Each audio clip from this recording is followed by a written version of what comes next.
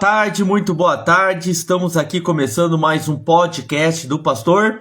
E novamente estamos fazendo pelo Instagram devido a problemas técnicos que não conseguimos resolver ainda pelo canal do YouTube. Não sei qual o problema, mas estamos lá.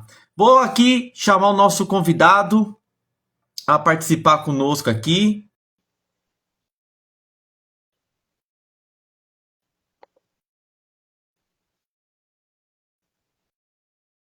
Aí, você esquece que tem que colocar mais de uma.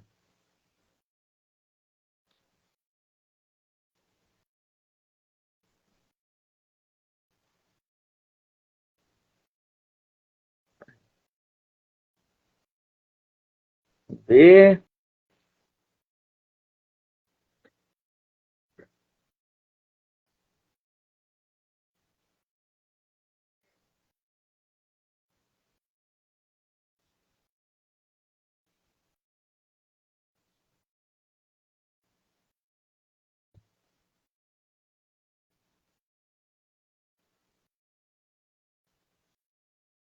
O que será que está acontecendo? Aceitar. Entrar ao vivo. Walter não pode participar. Ué,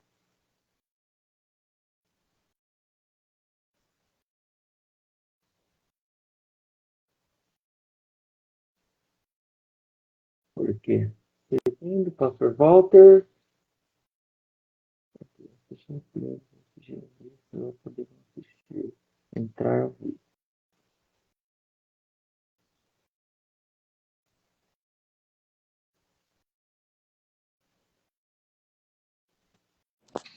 Aê! Eita glória! Agora É foi. cada botãozinho que vai apertando aqui, pastor, que uma hora consegue, uma hora não consegue. Eu entendo essas coisas de tecnologia, são assim mesmo. Então vamos começar o nosso podcast do pastor. Estamos aqui ao vivo, começando o podcast do pastor. Sou o pastor Marco Antônio, estamos aqui com o nosso convidado, o pastor Walter Bischoff, casado há 31 anos com a pastora Ivonete Bischoff, tem 2 filhos, pastor da igreja, nossa igreja em Cristo, Sumaré, São Paulo, pastor há 23 anos. Com isso, começamos o nosso podcast do pastor.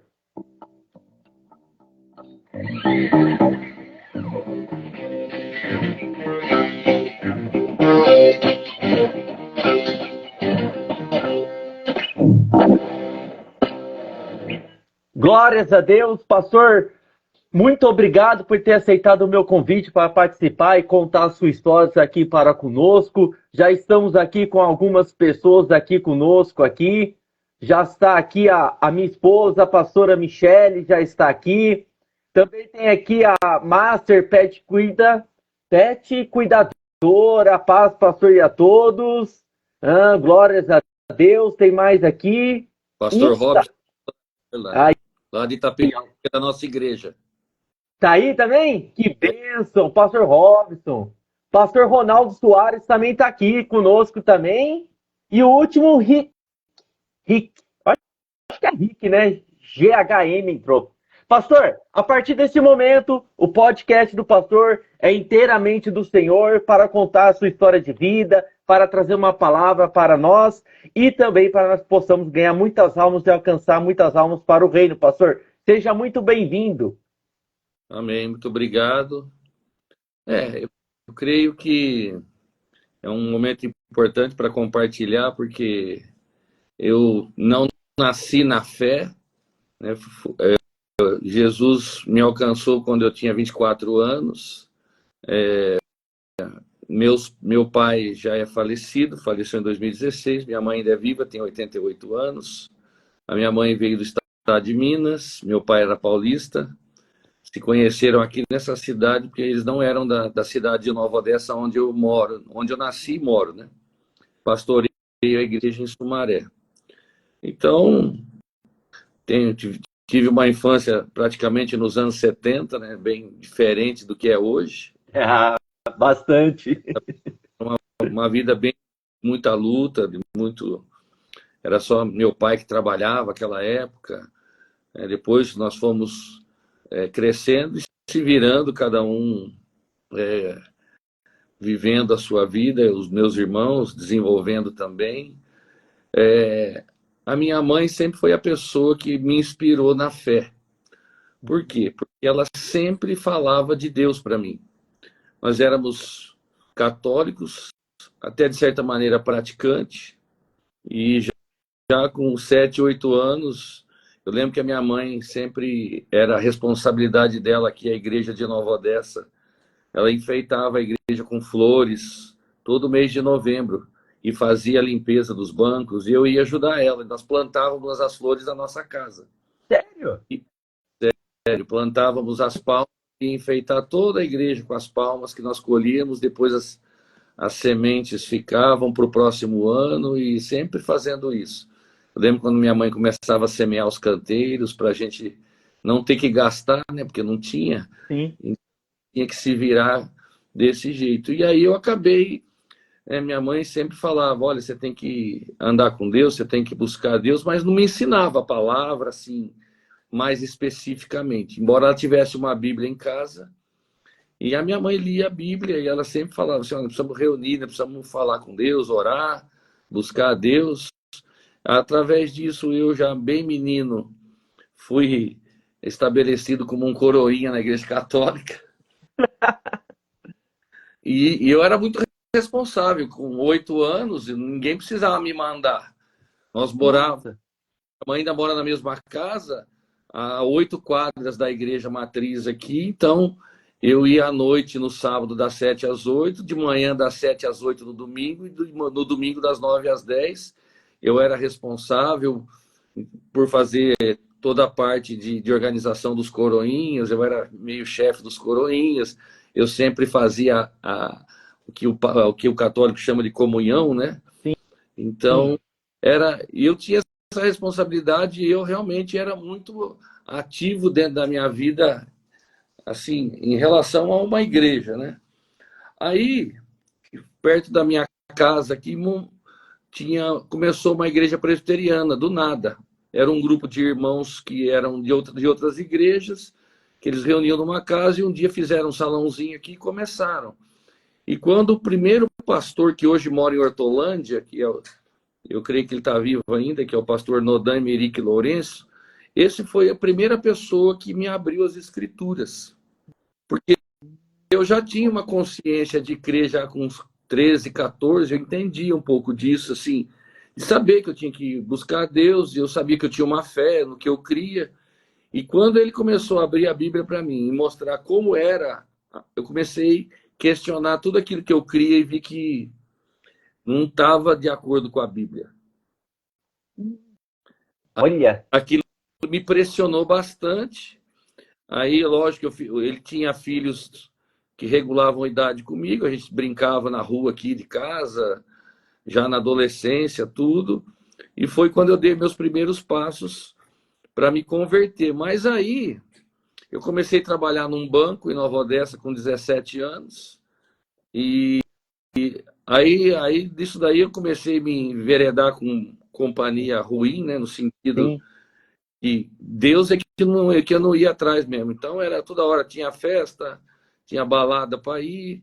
Aí eu comecei a beber, né? Nunca consumi droga na minha vida, graças a Deus. Nunca tive vício de cigarro, mas bebida foi um problema para mim, que já com 17 anos eu já estava iniciado nisso, porque é por causa de amizade. Sim.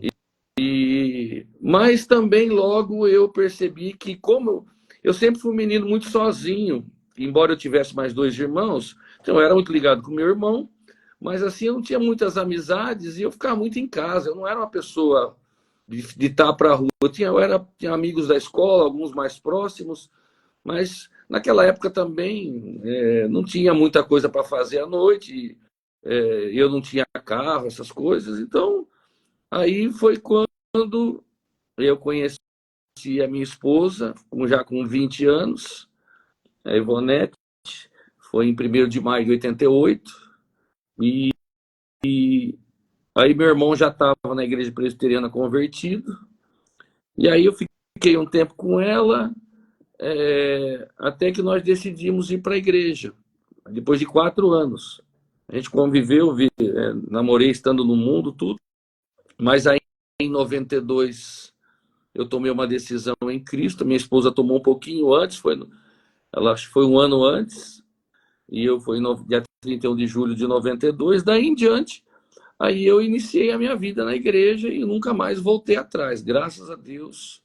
Aí a igreja presbiteriana foi a primeira igreja que eu me estabeleci, me batizei, e também, e aí em 90, final de 94, nós fomos convidados a sair da igreja, porque é, foi uma circunstância bem interessante, porque eu comecei na igreja, aí eu ainda era solteiro, eu casei, eu aceitei em 92 o Senhor Jesus e casei em 93, em dezembro. E eu me desenvolvi na igreja, aí a primeira coisa que eu fui na igreja foi ser diácono, eu era solteiro, então eu era aquela pessoa que arrumava os banheiros, cuidava em dia de culto, abria a igreja mais cedo e fechava para todo mundo, até que todo mundo saísse, tudo. Então, fui criando responsabilidade. E o pastor, até de certa maneira, enfrentou um pouco de oposição, porque eu era um menino de 25 anos, solteiro, e os delegados da igreja, eles gostavam um pouquinho de... esse menino não pode ser nada aqui, não. Ele vem do mundo, ele é um zoado aí, então... Nossa! Mas o pastor segurou a bronca e levou a história adiante. E eu fui bem como diácono, fui crescendo. Aí me casei, aí começamos a liderar os jovens, recém-casados, eu casei com 26. E nessa de liderar os jovens, eu comecei a falar assim, gente, vamos... Porque existe um lema dentro da igreja presbiteriana que provavelmente deve existir até hoje, né? Que eu acho um tanto...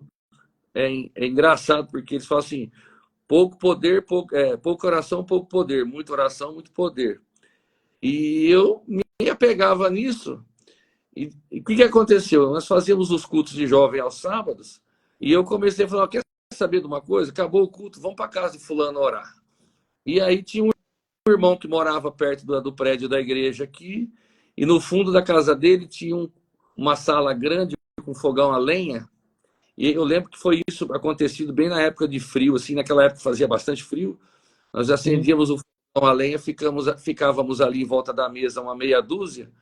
Um orava, outro cantava um cântico, outro lia um versículo.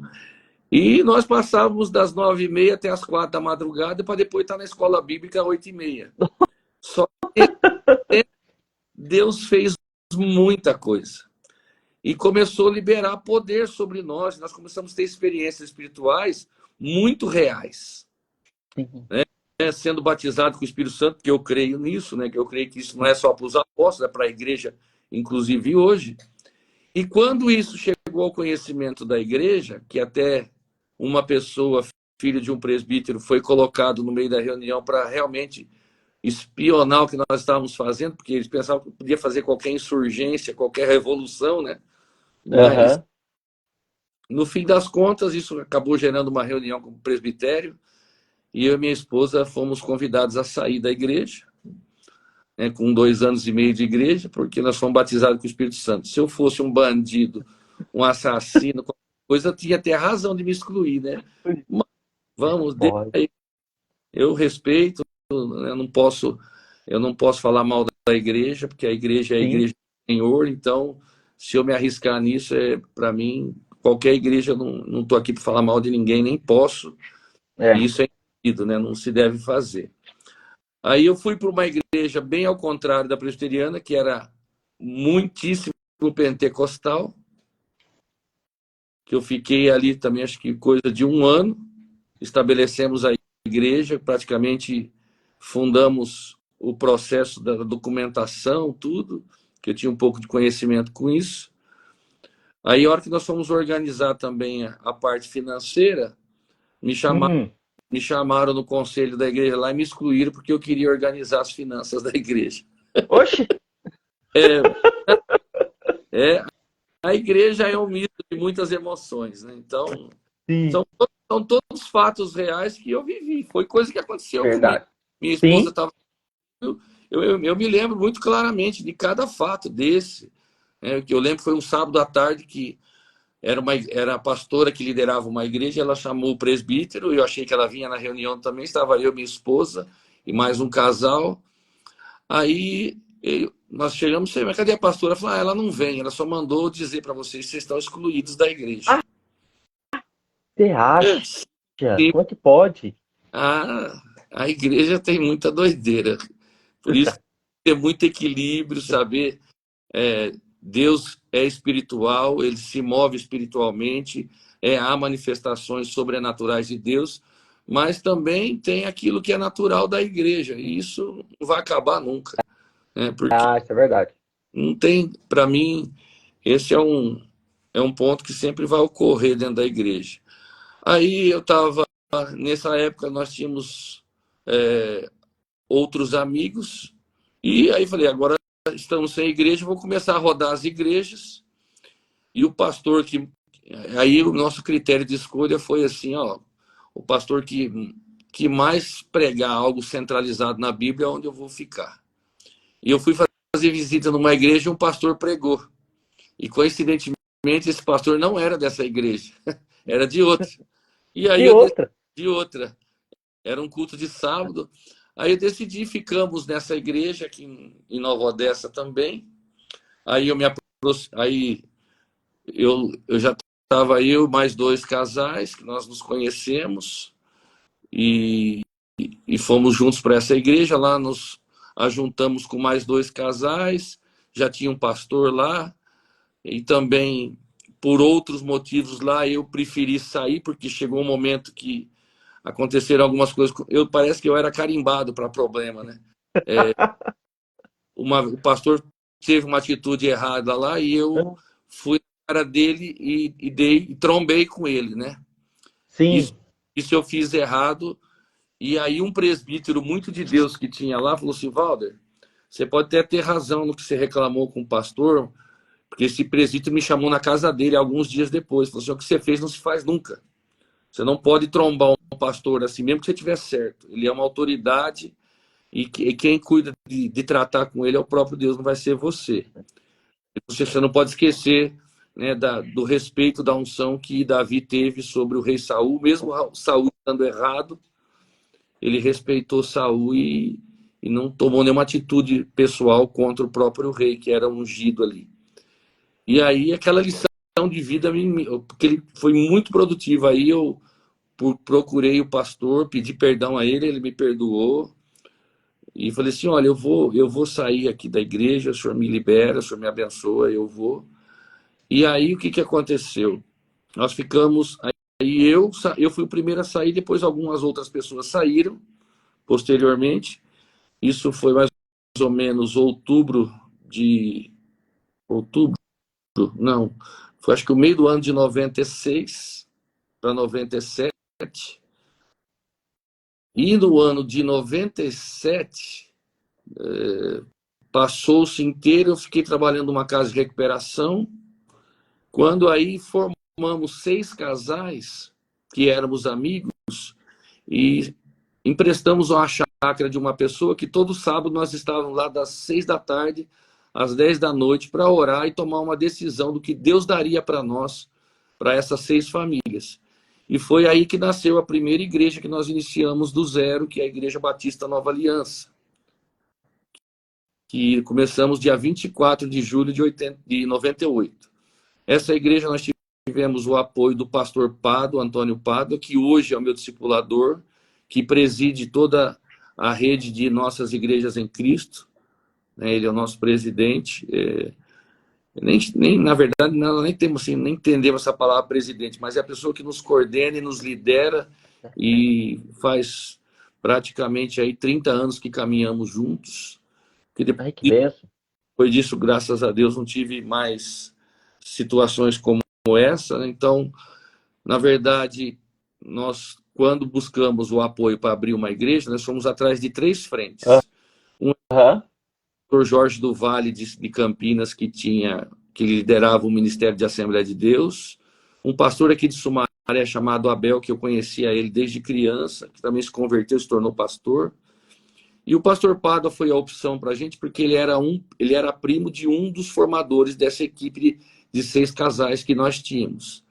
E aí iniciamos, aí no ano 2000, 99, nós não tínhamos nenhum pastor entre nós. O pastor Pádua vinha da cidade de Itapeva, São Paulo, que é 300 quilômetros daqui. Sim, conheço. Ele vinha para fazer a ceia para nós. Nós não tínhamos pastor. Ele vinha de lá para fazer ceia?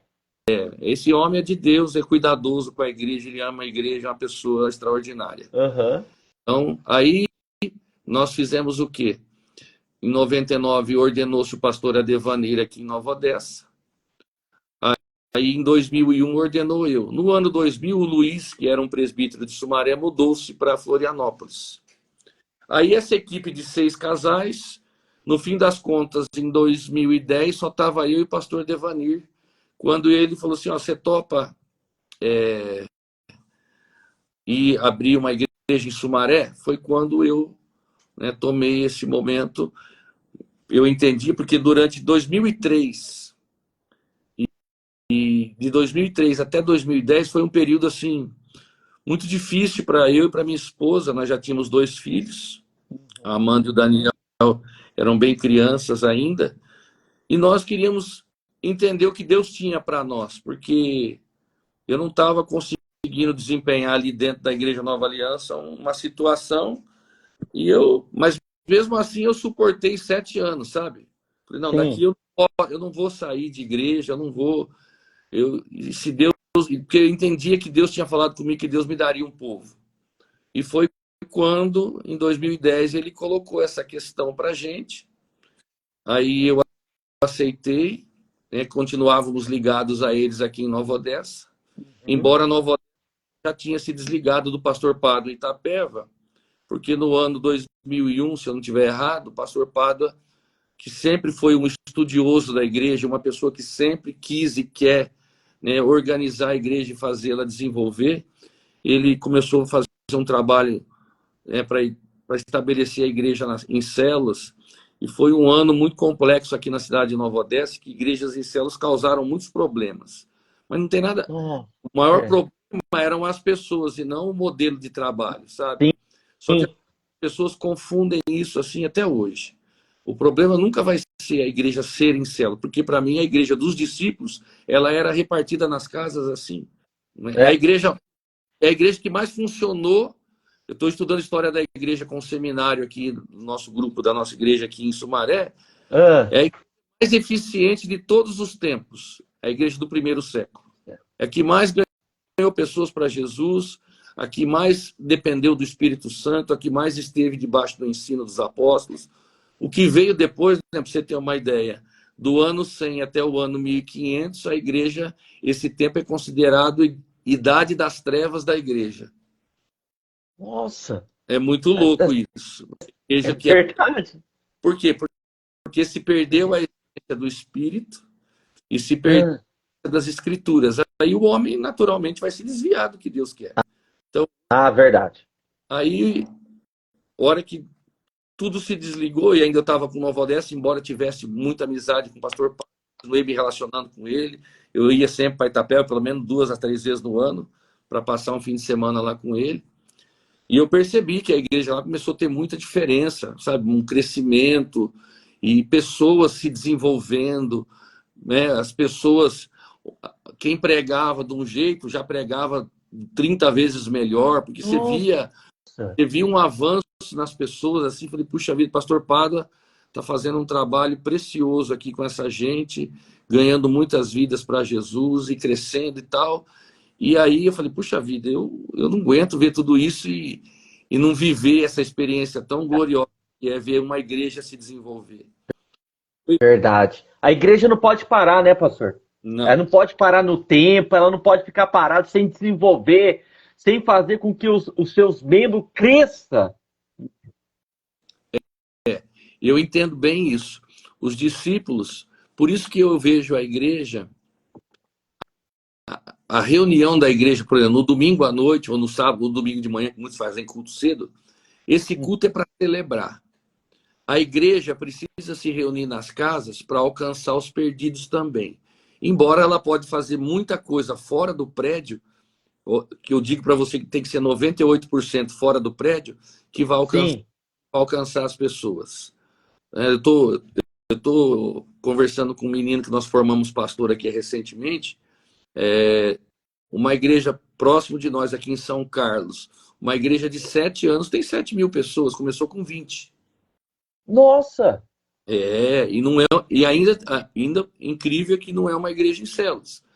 Mas o que eles têm? Eles trabalham muito essa questão se percebe que eles têm uma obra extra-igreja muito acertada, focada, e dirigida e consistente. Então, olha aí que benção. Então, 2010 para mim foi o ano em que eu falei, agora vai chegar a minha vez, porque tive muito tempo de choro. Eu me lembro uma vez, eu estava tão aborrecido, tão triste, porque eu falei, não, eu não aguento mais, eu vou sair, né? Mas aí eu estava num congresso de adoração e louvor aqui em Sumaré, que uns americanos vinham fazer todo ano, e naquele ano eu estava decidido, eu estava até por um período, 90 dias, orando para tomar uma decisão do que eu ia fazer da minha vida, se eu ia ser missionário por esse mundo afora, eu ia fazer alguma coisa, não aguento mais. Foi quando Deus usou um irmão e falou assim, não, você não vai fazer nada. E o testemunho dele fez com que eu, né, recuasse, e eu entendi que os 7 anos que eu passei assim, de muita batalha, de muita luta, até interior mesmo, de inconformidade com a realidade que eu vivia, serviu para forjar o meu caráter e preparar eu para ser um pastor que saberia enfrentar, é lógico, nós não sabemos tudo, mas muitas coisas que nós temos condições de enfrentar hoje é porque a gente apanhou lá atrás. Isso tem escola. Apanhar é bem isso. Apanhar da escola. Verdade. E aí foi quando eu passei um ano aqui em Sumaré e batizamos 2 pessoas. Um era meu filho. Falei, mas essa coisa está errada, né? Eu passar um ano cuidando de uma igreja, só batizar um, esse negócio não está muito certo, não. Foi quando eu falei, não, agora eu tenho que planejar, orar a Deus e junto com a minha liderança formar um plano de trabalho aqui e executar. E foi quando aconteceu da gente fazer isso, reunir com o pessoal de Nova Odessa. Em primeira instância, eles aceitaram. Aí, logo, alguns dias depois, me ligaram dizendo que se eu quisesse continuar com eles, eu tinha que abandonar esse plano que eu tinha feito com a liderança. Mas se eu simples assim, corte e tramontina mesmo, como está falando hoje aí nos meios de hoje. Verdade. Você acha? Foi. E aí o que eu acabei optando? Falei assim, então tá bom. Já que é assim, eu aceito. E como eu tinha... Aí foi 2011 isso. Aí eu reiniciei a obra em 2011. Eu, na verdade, conto essa idade, 2011. Aí chamei o pastor Pádua. Ele veio prontamente, como sempre. Se eu chamar ele agora, ele vem. Ele larga tudo para poder atender a gente. É uma pessoa que realmente nos ensina demais com o cuidado que ele tem pelas pessoas. Não é só por mim, não. Os outros pastores que caminham conosco, os irmãos que já conhecem ele há tempos, também vão dizer a mesma coisa. Ai, que benção. Não, eu confesso para você que é difícil achar alguém como ele. Eu quero ser um pouquinho do que ele é, que já me ajudaria muito. Eu sei que o maior modelo é Jesus, mas o pastor Pádua inspira muitas pessoas, assim como tem sido entre os que ele já inspira lá na cidade de Itapeva e outros. E aí eu falei, pastor, olha, eu não vejo nada pela frente, a não ser uma fumaça. Mas eu estou agarrado na tua mão e eu sei que o senhor vai nos conduzir. E aí ele estabeleceu um plano de treinamento para nós aqui. Iniciamos a nossa primeira célula em 2013. E desde então a igreja vem, né, se lapidando, crescendo, se restabelecendo. Estamos no 3º prédio já. Nós começamos num prédio menor, fomos para o outro, depois já estamos... Esse ano 2025 eu espero que seja um ano bem produtivo para nós, porque aí nós, durante todo esse tempo, de 2011 até 2023, nós sempre nos mantemos reunindo, mas, por exemplo, Nós éramos vários pastores que andavam juntos, mas cada um fazia uma coisa diferente na sua igreja. Foi quando, no comecinho do ano passado, numa dessas reuniões, o pastor Tiago trouxe numa reunião um assunto, falou assim, olha, se nós queremos crescer e ser um ministério relevante em toda a terra, nós precisamos deixar de ser fragmentados. Ele até usou uma expressão, a nossa igreja parece vestido de noiva de quadrilha, por quê? É cheia de remendo de cada um de uma cor.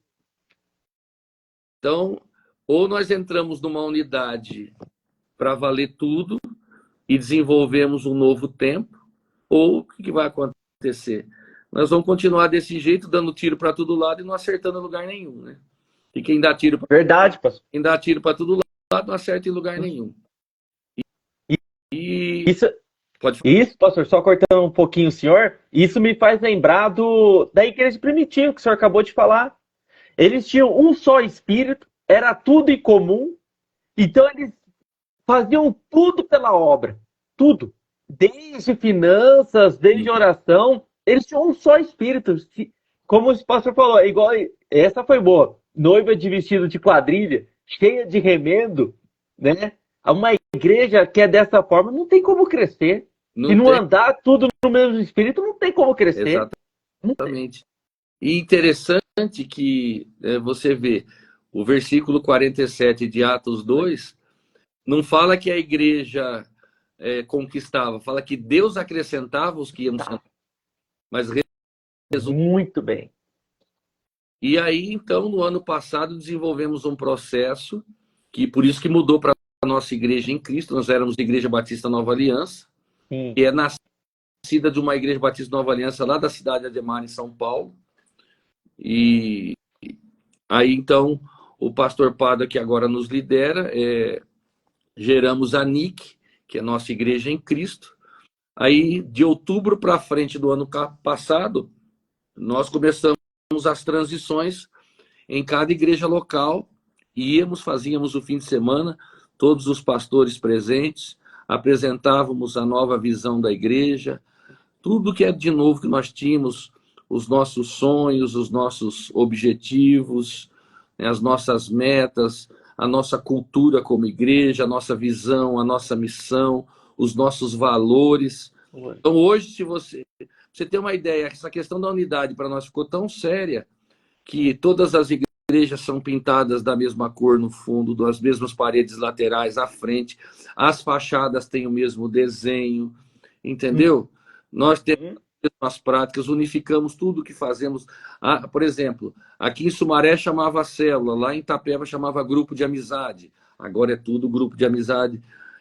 Não tem jeito, ou você assume um poder, por exemplo, de unidade, ou você nunca vai mudar. Eu não sei se você conhece a Igreja Videira no Brasil, que é o pastor Aloísio lá de Goiânia. Já ouviu falar ou não? Não. A videira que eu conheci foi do pastor Marcelo Cunha, aqui de Americana. Não, mas provavelmente não era ligado. Acho que é outra. Não era a videira lá de Goiânia. O pastor Aloísio, um ministério de 25 anos só, eles são 1.200 igrejas do Brasil e no mundo. Nossa. Fora as outras igrejas que são afiliadas com eles por causa da visão que eles têm e do poder de trabalho que eles têm em unidade. Então, gente, essa questão é muito séria. Hoje a gente vê uma igreja que cada um está muito preocupado em se reunir dentro do seu prédio, resolver suas coisas, e o mundo carece de alcançarmos as pessoas. Você vê, nós estávamos empacados aí em pouco tempo, mal terminamos o ano de 2023, esse ano já iniciamos a igreja lá em Itapetininga, com o pastor Robson, que entrou aí na live. Está aqui na minha casa esse final de semana o pastor Gustavo, que é a nossa igreja em Cristo, lá em Guarapari, Espírito Santo, que ficou conhecido como pastor Pada num curso que eles fizeram lá em Curitiba, no meio do ano passado. Então, você vê que é muito interessante que a hora que você começa a organizar e entrar em em sintonia de unidade, o mundo começa a crescer para a gente. Por quê? Queremos abrir, porque eu vejo assim, um cristão precisa ganhar outro cristão. Não. Um líder Verdade. precisa formar outro líder. Um pastor precisa formar pastores. E igrejas precisam plantar outras igrejas. Esse é o ciclo do reino de Deus para mim. Eu não tenho como pensar diferente disso. Porque se eu pensar na igreja só para a minha localidade, eu estaria um contraste muito grande com Atos 1:8. Por que o Espírito Santo veio dar poder para nós? Para nós expandirmos com a igreja em Jerusalém, Judéia, Samaria e os confins da terra. A meta da nossa igreja em Cristo é estabelecer 100 igrejas até 2035. Nossa. Exatamente. E para isso nós estamos trabalhando. O pastor Robson, que está aí, ó, falando amém. Um grande abraço para você, pastor Robson, pastora Carla. Ele é um menino, precisa ver o nível de fidelidade dele. Né? Ele mudou recentemente aí, não sei quanto tempo faz que ele já está em Itapetininga, mas ele congregava em Itapeva, dá 120 quilômetros, ia para lá, completar os cursos que tinha de formação para ele. Então, uma pessoa que sempre... Aí Deus trouxe o trabalho na mão dele, começou a igreja lá, estavam os pastores todos lá apoiando ele e querendo ver essa igreja crescer também, e que ele gere outros pastores e que dali nasça mais igrejas, porque é isso que nós estamos fazendo, querendo estabelecer essa unidade, porque essa unidade traz poder para o avanço do reino de Deus. Então, é a minha história que tem sido escrita aí, que eu tenho participado junto com Deus, né? Ele que teve graça e misericórdia para me pôr nesse trabalho. Glória a Deus, pastor. E o senhor vê, né? Essa unidade que o senhor está falando, se tiver um líder que passa essa unidade, começa a falar disso, começa a querer isso, porque tem muito líder que ele quer ficar ali naquilo dele, aquele negócio dele, aquela parte dele, e não vê o crescimento, ele não vê, mas você não vê aquele crescimento do povo, né? A igreja crescendo, o povo querendo a salvação, querendo buscar mais almas. Que tem muito lugar que parece que importante sou eu quero o eu. O eu. Eu que preciso disso, eu necessito disso, eu quero essa bênção. Importante é nós. Aí se fecha, vira aquele pedacinho, só eles ali. Mas essa é uma teologia que tem sido pregada no Brasil e no mundo, e que viciou as pessoas, porque se você olhar para que as pessoas se convertiam lá na igreja primitiva, eles sabiam que eles queriam mais do Espírito Santo, ninguém estava atrás de, eu vou resolver minha vida financeira. Não que Deus não faça isso, Deus faz, Deus resolve vida financeira, vida familiar, vida conjugal, resolve a vida profissional. Deus faz isso porque ele ama o filho dele. Agora, infelizmente, é o que os púlpitos têm feito muito hoje em dia, é ficar só em cima disso. Eu lembro que tem um texto, acho que deve estar lá em Números, eu não lembro agora exatamente, mas é o mesmo texto que está lá em 1 Pedro 2,9, que desde sempre Deus quis para ele uma nação de sacerdotes. Verdade. Entendeu? O que acontece? Significa que eu, você, o meu irmão que está ali, outro irmão que está ali, eles são ministros de Deus aonde eles estiverem, e não só uma meia dúzia. Aí você vê que o diabo age nisso, porque uma das coisas que ele conseguiu fazer é que a partir do ano 100, a volta do clero se estabeleceu. Tirou-se o sacerdócio da igreja, porque a igreja primitiva era sacerdote toda. Não era só os discípulos que faziam as coisas ali. Os irmãos iam para sempre. Aí o Jesus, vereador lá em Santa Bárbara do Oeste, reeleito lá, Deus abençoe sua vida. Te mandei uma mensagem aí. Estamos aqui numa live, prazer em vê-lo. E então, essa questão do sacerdócio, eu brigo aqui hoje dentro da nossa localidade. Falei, gente, vamos crescer, porque você precisa ser um sacerdote do Senhor. Alguém que ganhe as pessoas para Jesus e que faça dela discípulo de Jesus. Porque o discípulo de Jesus, ele vai aceitar Jesus, crescer em Jesus e fazer outro. Ele vai dar andamento ao mandamento de Mateus 28, de 18 ao 20. Para quê? Para se estabelecer a igreja. Eu sei que isso não é fácil botar na mente. Isso só vai entrar por revelação. Só precisa entender. Eu preciso fazer discípulos. Deus vai me abençoar financeiramente, a minha família vai. Deus faz tudo isso. Mas isso não é o primordial para nós. E muitos querem, às vezes, a salvação para se livrar do inferno. Deus não nos deu a salvação para se livrar do inferno. E nem para te mandar para o céu. A primeira intenção de Deus a nos dar a salvação em Cristo era de restabelecer a nossa comunhão e vida livre com Ele. Forte. Entendeu? Entendi. É isso. Porque se eu pensar que Deus só quer me salvar para me tirar do inferno, é muito barato. Por que Jesus veio? Para consertar o desastre de Adão e Eva. Porque lá eles tinham total liberdade e total fala com Deus. Eles tinham conexão, eles tinham um diálogo com o Senhor diariamente. E com o pecado isso acabou. Jesus Cristo veio fazer, porque hoje que está escrito lá, se eu não estiver errado, é em Hebreus, que fala assim: hoje você pode entrar na presença do Senhor pelo novo e pelo vivo caminho. Verdade. Você não precisa de um step, você não precisa de um empurrãozinho de alguém. Você pode, você mesmo, porque você está em Cristo. É a sua posição em Cristo que te dá o direito de viver com Jesus e de se relacionar com Jesus. É de desfrutar do Espírito Santo e viver intensamente com o Espírito Santo.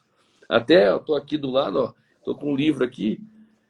Se vocês puderem, leiam esse livro. Chama Discipulado, começa com contemplação. O autor é Samuel Whitefield, americano. Discipulado começa com contemplação. Esse livro é muito bom e vai fazer muita gente que quer realmente mais do cristianismo, porque eu não creio que o cristianismo ele só me oferece a igreja para eu ir 2 ou 3 vezes por semana, estar com a igreja, cantar umas músicas, fazer umas ofertas e escutar alguém pregar uma palavra boa. Isso tudo faz parte, mas isso não é... Seria muito raso, né? Exato. Essa palavra muito raso. É muito mais profundo que Jesus quer. Eu creio assim que aquilo que eu sou como igreja, a salvação não é uma recompensa, a salvação é uma dádiva que Deus me deu de graça. Então isso Ele me deu. Agora a Bíblia fala que lá na eternidade receberemos recompensa. Recompensa você recebe por serviços efetuados.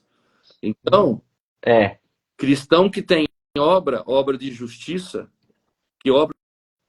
que fala para mim, eu pregar, eu tocar, eu cantar, passou daqui da terra, não vai mais para lugar nenhum. Agora, as vidas que eu ganhar, elas vão para a eternidade. Então, isso é a única coisa que vai para a eternidade. Todos os bens que eu conquistar ficarão aqui. A família que eu vivi, eu posso ir primeiro do que ela, vai ficar aqui. Agora, as vidas que nós ganhamos, elas serão a nossa recompensa lá na eternidade. É só ler Tessalonicenses, algumas coisas de Timóteo, você vê, né? Paulo fala, quem é a nossa coroa e a nossa recompensa no dia de Cristo? Porventura não são vocês? Então Por isso que até quando fala lá e Jesus fala assim, em teu nome expulsamos demônios, fizemos milagres, maravilhas. Jesus fala, eu não os conheço. Exatamente. Então você já vê a diferença de almas com os dons que você tem aqui, com o que você faz. Jesus não se importa com isso, não que não é válido, mas Jesus não se importa, ele se importa com as almas. Exatamente, e isso se aplica muito, nós entendermos isso hoje, porque essa palavra de Jesus, ela não é para o mundo, porque o mundo não tem poder de expulsar nada em nome de Jesus, não tem autoridade no nome dele. Ele está falando com aqueles que são a igreja. Então, sim, é muito sério.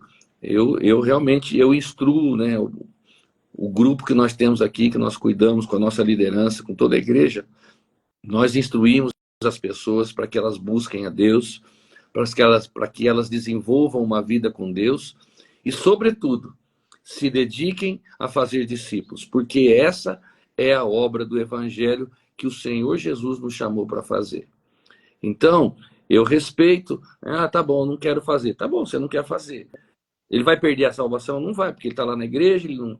mas eu quero mais do que a salvação. Eu quero fazer o Senhor Jesus ficar feliz com a minha vida pelo fato de eu dedicar a minha vida para as pessoas. Eu vejo Paulo dizendo lá em 2 Coríntios 12, 15, que ele fala assim: eu me gastarei e me desgastarei pelo bem das vossas almas, ainda que, amando-vos mais, eu seja amado de menos. Nossa. Aí você pega 2 Coríntios 12, 11, 28, que ele fala assim: além das coisas exteriores que me afetam todos os dias, há o que principalmente me afeta todo dia, que é o cuidado com a igreja. Obviamente que não era com o prédio da igreja, era com as pessoas. Com as pessoas. Então, é muito importante nós entendermos o reino de Deus.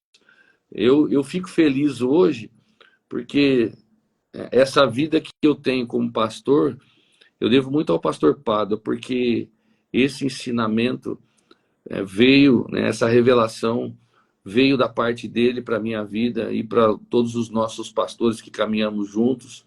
Nós temos a felicidade, porque eu vou falar para você, ser a igreja e ser inoperante, porque em Pedro tem um texto, para eu não ser inoperante. Eu não sei vocês, mas, ou quem está assistindo aí, quando eu leio a Bíblia e pego algum versículo que me ataca diretamente, eu fico balançado no sentido de, assim, puxa vida, eu preciso entrar nessa prática. Porque hoje a maioria dos cristãos, eles têm muita informação sobre Deus e sobre Jesus, mas eles têm muito pouca prática sobre o que Deus e Jesus nos fala para fazer. Isso é verdade. Tem. Agora, o que adianta ser rico na informação e pobre de obras? Entendeu? O que adianta minha fé ser rica de informações e pobre de obras? E as obras do Evangelho, para mim, eu nunca vou... não é a música que eu toquei, não é a música que eu cantei, não é a pregação que eu fiz, mas é a vida que eu ganhei, transformei a vida dela. É óbvio que quem faz esse trabalho é o Espírito Santo, mas ele vai usar quem? Ele vai usar as pessoas. É por isso que... Pode falar. Tiago já falava disso, né? Mostra a tua fé sem as obras e eu te mostrarei a minha fé com as obras. E as obras são as almas das pessoas, o cuidado com as pessoas. Lá em, acho que é também 2 Coríntios, acho que é 11, 2, que ele fala, eu com o zelo de Deus cuido de vocês para apresentar vocês como uma noiva pura e imaculada para o Senhor Jesus. Então, gente, zelar de pessoas é algo intrínseco da igreja, né? É inseparável da igreja. Infelizmente, a teologia da igreja evangélica brasileira, em grande parte, está um pouco alterada. Isso, eu sei que as pessoas estão lá, estão aceitando Jesus, que eu jamais vou poder criticar a igreja. Sim. Eu sempre, eu tenho seminário aqui, os alunos, que deve ter alguém, acho que o Lucas estava aí escutando, o que eu acho bem interessante, se você pegar Atos 2 e estudar bem inteirinho, Atos 1, 2, e todo o processo dos discípulos do Novo Testamento, você vai ver que a igreja, para mim, ela já tem um projeto estabelecido pelo Espírito Santo. Vamos dizer assim, é como se fosse um engenheiro desenhou a planta, entrega na mão do carinha lá, fala assim, olha, vai construir isso aqui para mim, certo? Infelizmente, esse plano na mão de muitos, aqui em Americana tem um arquiteto engenheiro, ou engenheiro arquiteto, ou só arquiteto, só engenheiro, não sei, ele chama Aquiles Nicolas Kilaris. Já ouvi falar. E pelo que se vê dos projetos dele, ele não faz nada quadrado, tudo com redondo e circunferências. Aí eu até usei assim, esse exemplo, né? Interessante. Você imagina, ele recebe uma planta dele, aí chega lá tudo quadriculado, você acha que ele vai ficar feliz? Da mesma forma que eu entendo que um dia nós vamos chegar diante de Jesus, ele vai falar assim, olha, eu já te dei a planta da igreja, já te dei o projeto pronto. Era só você edificar. Porque em 1 Coríntios 3, do 10 em diante, fala. Paulo fala, eu como sábio construtor, estou construindo sobre o fundamento que é Jesus. Agora ele fala assim, olha, porém, cada um veja como está edificando. Aí você vai lá em Pedro, o que está escrito lá? Nós somos pedras vivas no edifício de Deus. Essa é a obra. Entendeu? Entendi. Agora, por que eu vou querer inventar uma outra igreja, um outro jeito? Não tem, não tem para onde eu correr. Gente, para mim, a Bíblia, ela me pressiona para agir só de um jeito. Ela não me dá alternativas de igreja. Tem alternativa. A igreja, para mim, é a igreja que Jesus quer, e essa convicção eu carrego comigo já há um bom tempo, né? Porque ao longo do que eu vi, porque quando eu comecei a igreja em 98, eu já tinha passado por 3 dissabores dentro da igreja. Foi o primeiro da minha conversão, a segunda e a terceira. Eu falei assim, eu quero viver uma igreja que eu nunca vivi, mas se você perguntasse para mim, eu também não sabia o que eu tinha que fazer de diferente. Às Eu vezes muita queria... gente não sabe o que fazer diferente mesmo. Aí, hoje, se eu tô com essa cabeça lá em 98, eu sabia o que eu tinha que fazer. Infelizmente eu não tive, né? Poderia estar com uma outra história de igreja aí, mas enfim, Deus permitiu que fosse assim. Eu não levo tudo isso para mal, não, como um prejuízo, mas eu vejo que hoje, né, se eu fizer 10 discípulos que façam a igreja deslanchar, eu creio que eu atingi o objetivo de Deus para que nós façamos a obra relevante sobre a face da terra, né? Eu também, um fato histórico para a gente também aqui aconteceu foi que em 2013, porque tudo isso também surgiu com uma provocação muito boa, que quando nos anos 2003 a 2006, eu fiz um seminário aqui em Nova Odessa, que eu era aluno, e me formei. E lá eu conheci um missionário de Paulínia, que é o pastor Odenir, e ele me chamava muito para ir trabalhar missionariamente com ele. E uma vez eu fiz uma viagem de 20 dias com ele no ano 2007, quando eu conheci o pessoal lá no Peru. E lá eu conheci um pastor que dizia assim para mim, e aquilo me irritava, mas ele estava certo e era muito bom. Ele dizia assim, Valder, você é pastor, Deus não te chamou para fazer culto, Deus te chamou para fazer discípulo. Nossa. Aquilo era uma faca de 30 lâminas entrando no meu peito, falando assim, homem tá louco, eu vou pegar ele, vou bater nele, vou ficar doido com ele, né? Mas aquilo foi falando comigo e aquilo foi começando a me desmontar por dentro. O pastor Pádua fala assim, todas as convicções que você tem, é bom que você anote, mas anota a lápis, porque depois você precisar corrigir, dá para apagar. Aí foi que nasceu também, que isso somou para essa visão que eu vivo hoje, junto com o pastor Pádua e outros. Em 2013, nós iniciamos a igreja no Peru também, junto com o pastor Juan Carlos lá. Sim. Né? Eu estou pensando agora, não sei se vai ser no fim do ano, no comecinho de janeiro, nós vamos estar indo para lá para estar com eles. Porque... Vai estar com eles lá agora?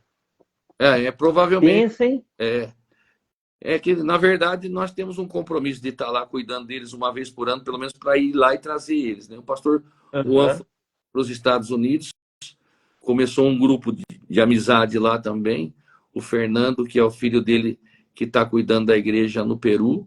Eu quero poder estar com eles aí, no máximo no final do ano, ou se não, em janeiro, que o pastor vai estar voltando dos Estados Unidos para ficar um tempo, acho que 90 dias lá na cidade. Então, também temos esse trabalho junto com eles, né? Então, que vai ser nossa igreja em Cristo também ali, né? Já é, né? Na verdade, precisamos estar com eles. Então, é todo esse trajeto aí, essa história, valeu muito a pena e eu não quero nunca mais voltar atrás disso. Não avançar. Pastor, pode falar. Que história rica, hein? Olha, eu aprendi muito aqui com o senhor, viu? Demais! Meu pai! Deus, eu tenho um bom professor, o pastor Pada me ajuda A gente aprende. O pastor Tiago também era uma pessoa muito forte para você, de repente, quiser fazer um podcast com eles. Sim, Convida. quero.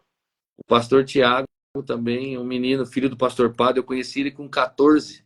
Hoje acho que ele faz 30 anos, né? Estamos juntos, né? Ele já deve estar com 40 e pouquinho, 42, 43. Sim. Também, ele recentemente iniciou uma igreja lá na cidade de Itapeva, já está, né, fazendo um grande trabalho junto com a pastora Kelly lá e a liderança deles. O pastor Robson praticamente foi gerado pelo pastor Tiago. Em 2010, nós também começamos a dar apoio para uma igreja aqui em Santa Bárbara do Oeste, que é a Comunidade Filhos da Promessa, onde ali foi gerado um pastor local deles, que é o pastor Pedro e a pastora Thaís. Ordenamos ano passado, em agosto, e também estão dando conta da igreja lá. Então, vão se abrindo, né? Estão cuidando de um pastor também aqui do Salerno de Sumaré, que é o pastor Gilberto, da Igreja Oásis de Deus. E tem sido assim, um tempo de fazer discípulos. Olha o Lucas falando aí, ó. O Senhor é bom para nós, né, Lucas? Lucas é uma bênção também. Olha lá o pastor. Aí, ó.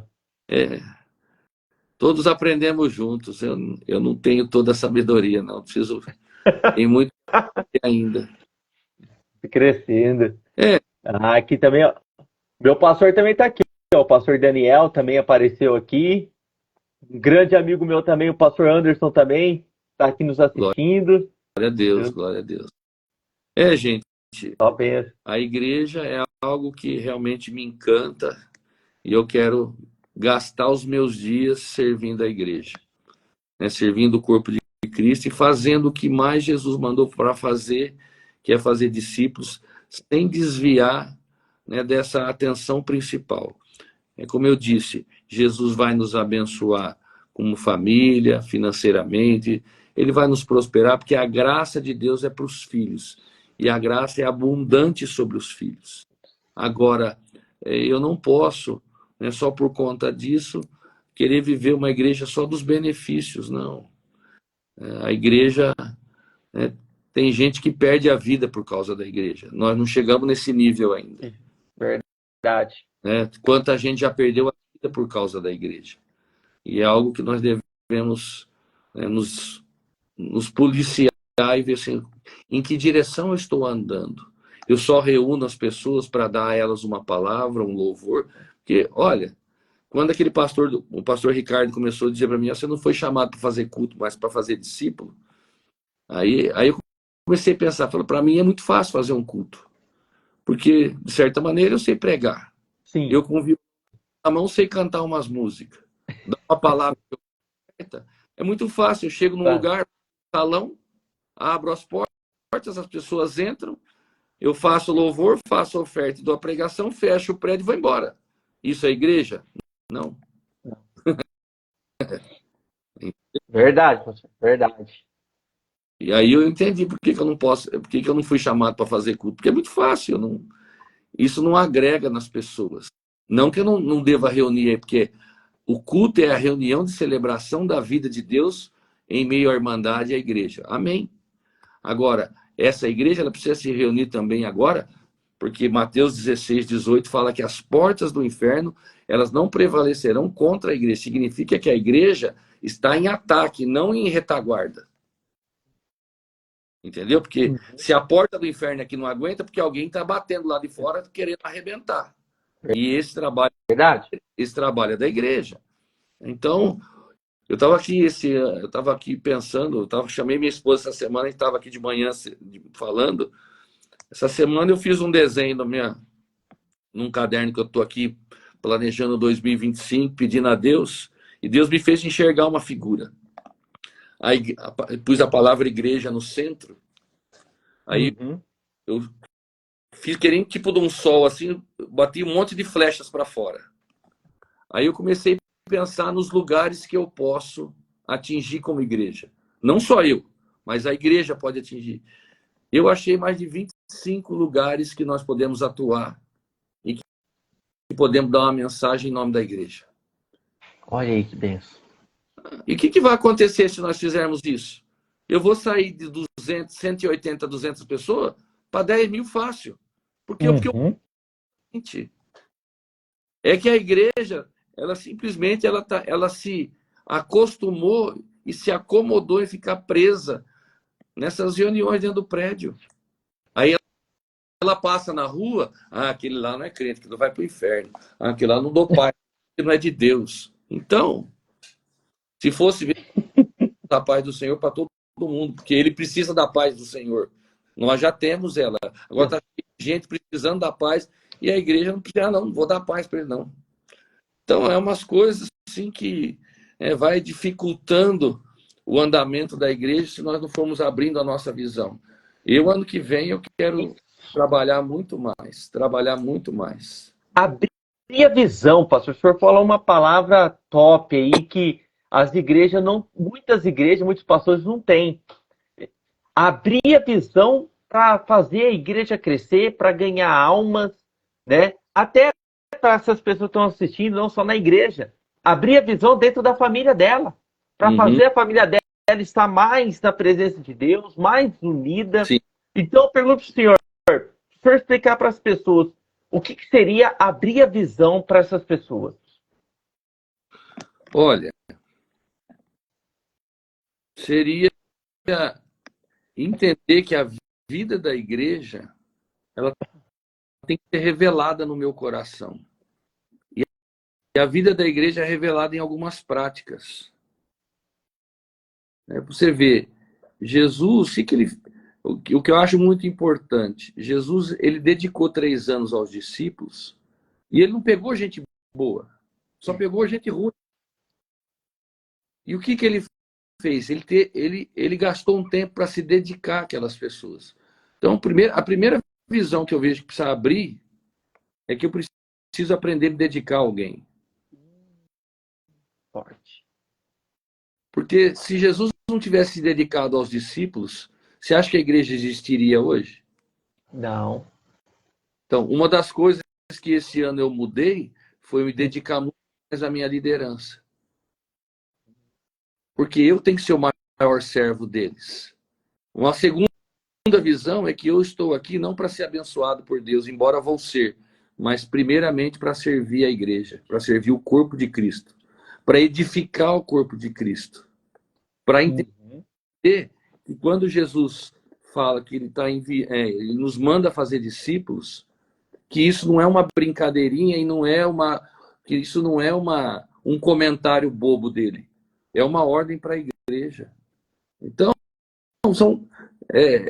que nem Pedro foi o que mais deu trabalho para Jesus, mas Jesus foi o que falou mais para Pedro assim: Pedro, bem-aventurado é você, que quem te revelou isso, não foi a carne ou o sangue, mas foi o Espírito, foi Deus quem falou. Então, eu creio que essa abertura da visão vem com o primeiro desejo, assim, Senhor, eu não quero a minha visão. Porque se você for olhar hoje, com todo respeito, a presbiteriana tem uma a Assembleia tem uma visão. A igreja X, Y, Z, ela tem a visão dela. Tem. Agora, eu acho que eles deviam se preocupar em fazer uma pergunta, porque tem um livro que não é nem cristão, mas que é muito bom você ler, que chama Comece pelo Porquê.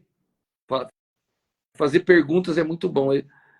A igreja que eu vivo, que eu pratico, ela confere com as escrituras em relação ao que Jesus e o Espírito Santo pedem para que eu execute? Você pega João 13:1, o que ele fala lá? Que Jesus amou os discípulos até o fim. Você vai em qualquer igreja, aí você, aquele lá não quer nada com nada. Aquele lá não quer nada com nada. Aquele lá não quer nada com nada. É mais fácil falar isso do que falar assim, eu vou até o fim. Amo até o fim. Tem gente que às vezes desiste aqui, eu toda hora estou martelando no cara.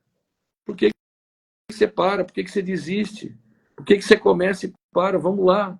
Nós não estamos aqui para te condenar, estamos aqui para fazer você voltar, porque Pedro errou, os Tiago e João erraram, os outros todos eles erraram.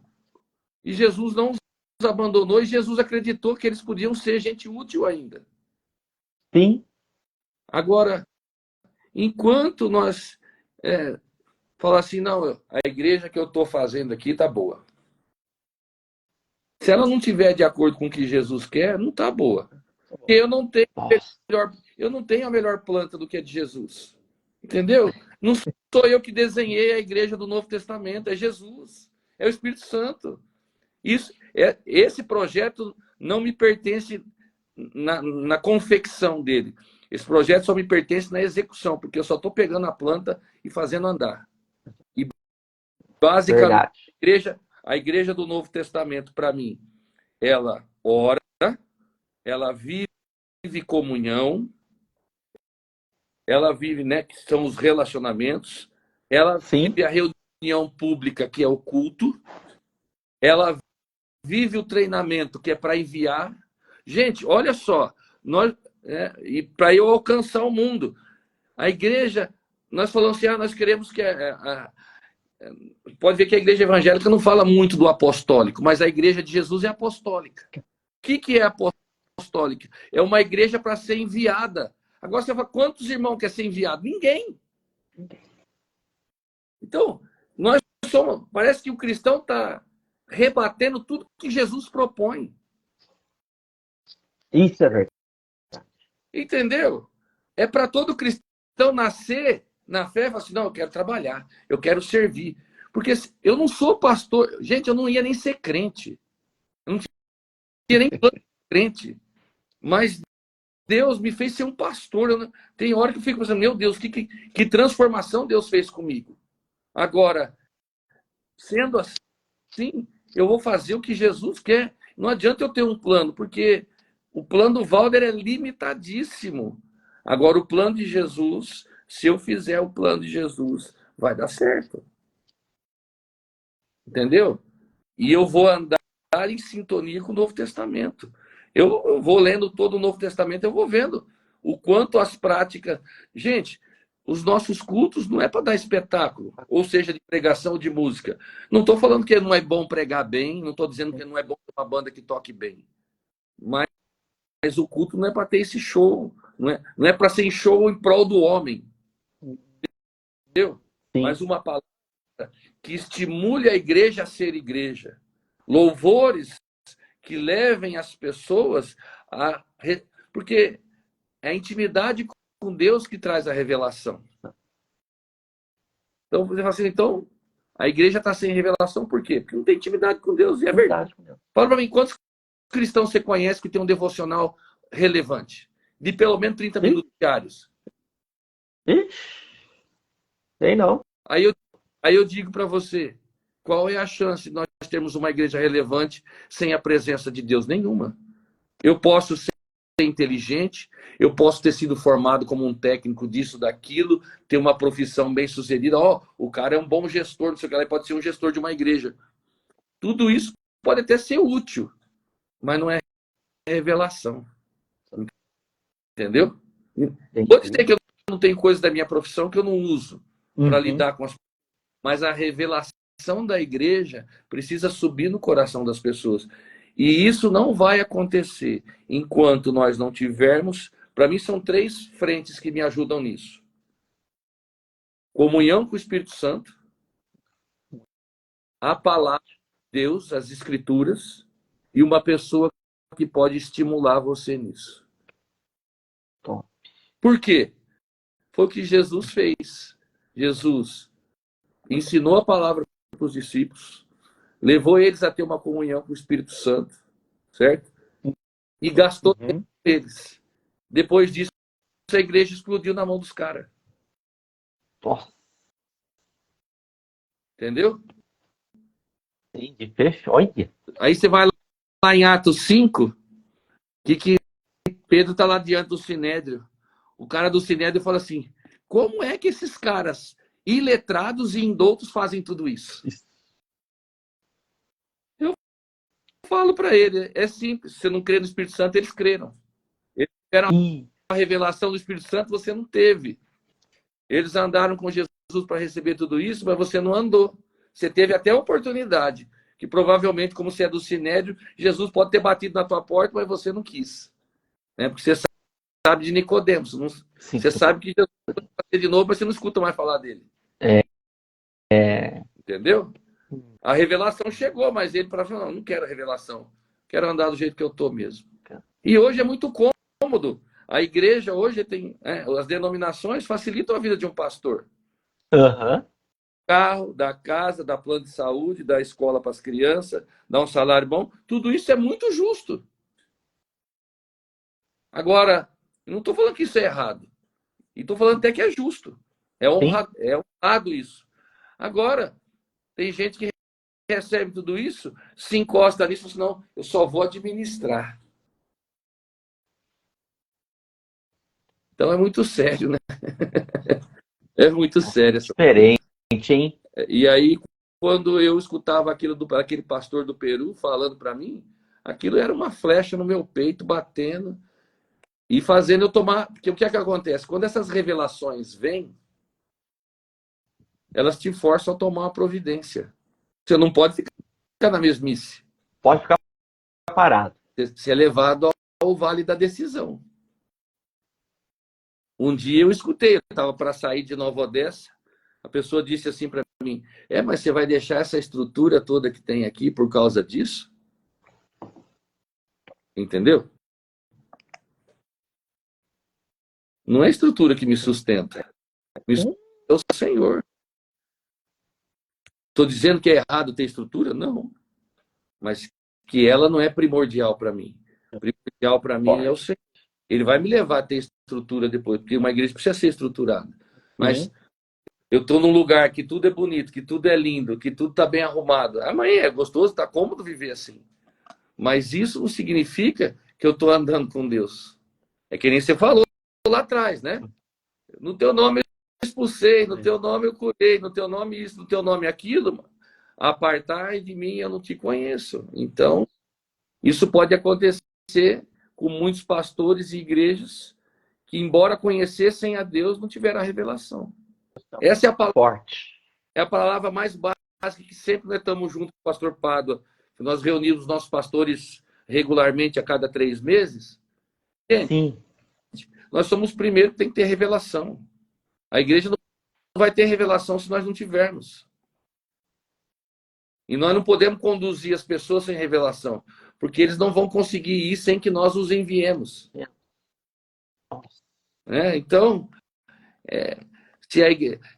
eu vejo uma das coisas que eu vejo do plano da igreja incoerente. A proposta de Jesus é que a igreja seja apostólica. Mas ninguém sabe nem o que significa isso. Quanta gente conhece o significado desse termo? Onde que está o apostólico no livro de Atos? Atos 1:8 fala: vamos espalhar para Jerusalém, Judéia, Samaria, os confins da terra. Isso é apostólico, porque é uma igreja com fins de envio. Não adianta eu abrir um prédio de igreja aqui, não, quero ganhar um povo aqui, congregar aqui. Amém, não é errado. Tá? Mas ele tem o pensamento que Deus tem para ele é infinitamente superior a essa mentalidade focada só aqui, né? Forte, pastor. Eu observo, né? Você vê o que é a visão e a revelação. Você pega a Igreja Batista Central de Belo Horizonte, a igreja que está explodindo, parece que tem, só em célula parece que tem mais de 2.000. Já tem por vários lugares do mundo. Você pega a igreja do pastor Aloysio Videira, uma igreja de 25 anos só. Eu não acredito, como é que pode, né?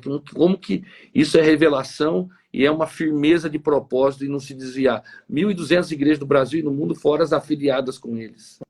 Você pega a comunidade cristã de Ribeirão Preto, lá do pastor Danilo Figueira.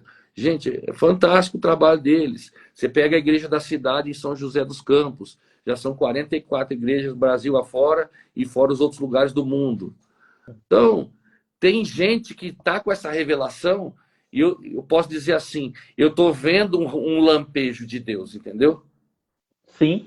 Eu estou vendo. Deus, para mim, Deus está fazendo. Deus já está levantando alguns que vão modelar outros para a glória de Deus. E quem sabe, esses que já estão na existência, tirem o orgulho, essa máscara de orgulho que carregam, e falam assim, puxa vida, eu preciso fazer da igreja a igreja de Jesus e não a igreja do meu jeito. Nossa! É cair, Você acha que eu não passei por isso? Eu tinha uma fixação por um jeito de ser igreja. Quando eu vi que não era esse direito, e que o direito e o plano já era de Jesus, isso quebrou comigo. Porque quem não tem ideia, não vou dizer que nós não podemos ter ideia, mas o plano central da igreja tem que ser obedecido. E como eu digo, às vezes nós estamos vendo aí, tem muita coisa que está em nome de Deus, mas não está fazendo do jeitinho que Jesus preparou. Isso é verdade. Amém? Isso é verdade, pastor. Meu Deus. Olha, até vejo que aqui conosco aqui já aconteceu uma bênção, porque o Instagram faz vídeo só de 1 hora, e com a gente já estamos aqui 1h25, Isso. e não cortou. O Instagram já faz isso, eu estou vendo aqui, nós continuamos, glória a Deus, porque é Deus, pastor, porque cortar essa palavra que o senhor trouxe hoje, só não vai abrir a mente quem não quiser. Exatamente. Isso foi uma revelação que o senhor trouxe para nós aqui. Para mim, meu Deus. Nossa, se nós pudermos manter contato várias vezes, eu quero aprender muito mais. Amém. Sabe? É uma coisa assim que eu espero que não só mude, não é só na igreja, mas principalmente na vida dessa pessoa. Se ela levar esse ensinamento que o senhor trouxe e praticar na vida dela, a visão dela vai abrir, ela vai ver Cristo na vida dela, que é o que ela tem que ter. A intimidade com Deus, que muitas pessoas deixam de lado. Que pode ver que a maioria da oração das pessoas é: Senhor, eu preciso disso, eu preciso disso, eu preciso disso, eu quero isso. Não é uma: Senhor, o que o Senhor deseja para mim? O eu quero deveria ser: eu quero a sua presença, eu quero ter intimidade com o Senhor, eu quero mergulhar mais na sua palavra, eu quero meditar mais, aumenta o meu prazer, aumenta a minha alegria, aumenta o meu amor por ti. Esse poderia ser: eu quero isso, não eu preciso disso, eu necessito disso. O que foi ensinado, né, pastor? Que foi ensinado lá atrás. Eu me lembro que, recém-convertido, uma pessoa disse assim para mim: agora você precisa ver que função você quer ter na igreja, que cargo você quer ter na igreja. E não é isso, né? Eu preciso me responsabilizar em ganhar as pessoas para Jesus. Eu preciso ser um novo convertido, precisa ser treinado, né? Por exemplo, para depois ele ser lançado. Ninguém é lançado de cara. Jesus trabalhou 3 anos para depois lançar os discípulos. E amanhã mesmo de manhã nós estamos concluindo um trabalho que nós temos agora, que dentro da estrutura da NIC, nós temos o ponto de partida. O que é? É um curso preparatório para o novo convertido. Quem que transmite esse curso para o novo convertido? Eu estou treinando lá uma equipe de 50 pessoas. Por quê? Porque dentro do grupo de amizade, eu não vou estar lá, eu não vou fazer isso com todo mundo. Cada cristão precisa sentir essa responsabilidade. Então, estão recebendo o treinamento, eles têm o manual na mão, para quando essa pessoa chegar, ela vai instruir ele. Por quê? Aquilo ali, tudo já vai fazer a pessoa ter desejo certo pela igreja. Além de ela aceitar Jesus, mudar a sua própria vida, ela vai entender que a vida dela é para ser usada pelo Senhor Jesus para dar muito fruto. Entendeu? E aí começa, porque nós temos uma proposta inteira para as pessoas para seguirem à frente. Porque depois vem a cultura do reino, né, a vida da igreja, para ela entender o ambiente que ela está e o que Jesus quer com ela. Porque uma das coisas que nós, dentro dessa organização, agora estamos fazendo, é criando um plano, né, dentro das escrituras, que faz a pessoa crescer até ela chegar ao ponto mais alto. Porque dentro da nossa igreja, onde as pessoas, se elas quiserem ser pastores, elas só falam assim: eu quero. Nós vamos trabalhar para que ela cresça e seja enviada. Entendeu? Ai, que benção. Não tem jeito, Nós queremos alcançar a igreja até 2035. Temos que gerar discípulos. Eu vejo lá, aqui eu tenho gente que eu posso gerar já. Eu tenho já pelo menos 2 casais que eu tenho visão deles já para o futuro. Entendeu? Por quê? Porque eu também, se Deus falar assim: Valder, vaza de Sumaré e vai para tal lugar. Eu tenho que ter, além de eu ir, porque eu não vou ficar aqui Ah, não, Deus, mas eu conquistei Sumaré, eu fiz Sumaré, como é que eu vou sair daqui? Eu não posso estar preso nisso. É, Imagina, se Deus falar comigo, Deus falar com a minha esposa, falar com a minha liderança, eu vazo na hora e vou para onde Deus quiser, estabeleço nova liderança aqui. Irmão, toque isso aqui, vez ou outra eu vou estar por aqui com vocês, mas agora Deus deu essa ordem, vamos seguir em frente. Eu não vou estar preso em lugar nenhum, estrutura nenhuma, eu vou estar preso à vontade de Deus, né? verdade. Verdade, pastor. Meu Deus, que ensinamento, hein, pastor? Amém. Que podemos, Que ensinamento. que pudermos, né, que contribuir para as pessoas. Eu tenho prazer. Eu vejo isso muito quando eu dava aula. Aí, nesse mesmo seminário que eu me formei, eu me tornei professor nele. Hoje ele já não tem mais uma dessa. E eu me lembro que em 2019 eu conheci o pastor Pedro, hoje, que é lá da comunidade Filho da Promessa, em Santa Bárbara. Nós fizemos um trabalho de revelação com eles durante um ano, com ele e com a liderança dele, para depois se espalhar para a igreja. Aí, infelizmente, depois de 2020 e 2021 entrou a pandemia, aí tudo que eles iam startar teve que ser freado, mas aí no ano passado eles retomaram, né, e o Pedro já vinha sendo observado, tudo junto com a esposa, né? Eu cuido dele, formamos nele um caráter pastoral, a igreja reconheceu ele como um pastor, porque ele era simplesmente um membro da igreja, que estava ali trabalhando, mas ele entendeu a revelação e percebeu o quanto Deus chamou ele, né? Hoje a igreja lá está vivendo uma outra vida, completamente diferente de tudo que eles pensavam. Já estão lá procurando um lugar novo para alugar. Olha aí, que bem. Uma igreja que estava com 30 pessoas, hoje já deve estar estourando as 200. Em um ano e pouquinho aí. Praticamente é o trabalho estourado de 23 e 24. Entendeu? Mas é isso, é a revelação de Deus e é a ousadia pela vontade de Deus na vida deles. O resto é Deus que faz. Nunca vai ser nós. De nós, só o desejo da revelação de fazer a vontade de Deus. O milagre, as outras coisas, é tudo Ele que realiza. Amém? Tanto que Paulo fala, ele dá o crescimento, né? Exatamente. Ele dá o crescimento. Pastor, agradeço. Formidável esse podcast. Vou estar colocando lá no canal do YouTube, com certeza, depois aqui de baixar ele aqui do Instagram, né? O canal, infelizmente, o nosso canal do YouTube, não sei o que está acontecendo, que não está entrando ao vivo, mas vai estar postado lá. Agradeço de coração o senhor ter aceito esse convite. Já se sinta convidado para uma próxima vez, o senhor está aqui conosco, ensinando mais. Não ouvi, Só perdão. Me chamar, eu estou à disposição. Não, glória a Deus. para falar da igreja, para tomar um café, para aprender, e o que eu estou disposto a aprender também. Se tiver para me passar. Amém. Glória a Deus, pastor. Vamos sim, com certeza vamos entrar em contato muitas vezes aí, tá? Amém. E agradeço de coração, pastor, por ter aceito estar aqui conosco. E o senhor só passa a palavra final para esse povo que está nos assistindo agora, tá bom? Amém. É que o Senhor abençoe a tua vida e que você peça a Deus a revelação da igreja no teu coração. Porque essa direção vai fazer você mudar completamente.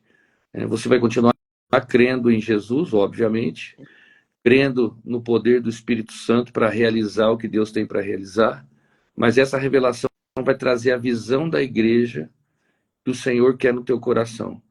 Uma igreja que é apostólica, uma igreja que vai além dos limites de um lugar. E, em nome do Senhor, nós podemos romper barreiras, né, de municípios, de estados e até mesmo de países. Porque essa é uma palavra profética que Deus nos dá. É lá em Atos 1:8. Eu creio muito nisso, quero que Deus me leve para as nações, é um sonho que eu tenho, já tem nos levado, né, até o Peru e tem outros lugares que nós temos a possibilidade de chegar e que só vai depender do quanto nós nos liberamos para Deus fazer isso. Que o Senhor, né, que você entregue a sua vida dessa maneira, porque eu sei que Deus vai fazer, não somos nós que somos capazes de fazer, mas é a capacidade dele que se instala em nós, mas o nosso coração precisa estar aberto ao que Ele quer realizar e não ao que nós queremos realizar. Sendo assim, eu creio que Deus vai nos abençoar sempre e vai nos direcionar.